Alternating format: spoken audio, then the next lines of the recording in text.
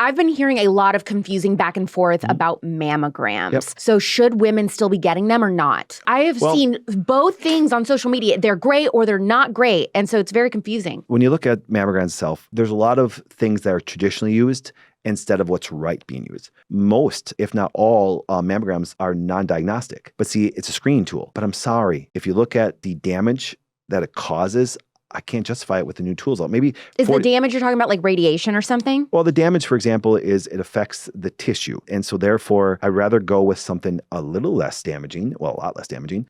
Yet when you look at the technology that's advanced today, there's so much better things. You can do an ultrasound or even an MRI. Technology, even since I've been in practice, even more labs have come out and discovery things have come out. But you gotta remember, it's hard for people to give up on $1 billion industry. What is the first thing a woman with PCOS should change today? They have to get rid of sugar. That's why if you ever notice, most women with PCOS, the number one medication they give them is metformin. Blood regulation, because remember, they suffer from insulin resistance.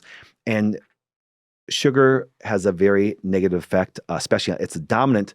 Number one reason why men have bad hormones is actually sugar. Number one reason why women have problems hormonally is mental stress. Okay, and I can prove that. All right, it's a whole nother show. But anyways, they have to avoid sugar. Now, Durang, they need to then support their conversions from their androgen dominant testosterone and other hormones into their estrogens. And that's why a woman with PCOS can have a very high sex drive. There's women that came in and said, Doc, the husband's all excited. He's like, my wife has the greatest sex drive. I said, under my care, she's going to go back normal, and she won't. One of my nurse practitioners that came to me, she suffered with PCOS and that infertility and everything like that. And her husband's sitting right there. I'm like going, hey man, when I'm done with her, you're going to have a totally different woman. And she has sex drive all the time. And she even tells a story. Suffered from PCOS badly, and she was a labor and delivery nurse. And no joking, after about a week of working with me, she goes, I'm going to work for you. And now she's incredible. By getting her hormones back normal, she mentally and physically changed.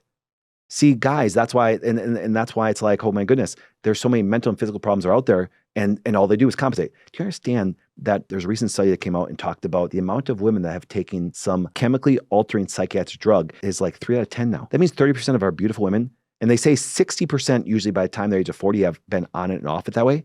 That means 60% of our beautiful women have to take mind-altering things because our current healthcare system doesn't know how to take care of women. Hey everyone, for unedited, full-length, unapologetic content, go to my website, drpatrickflynn.com. Hit the subscribe button to join our community for more amazing content like this every day.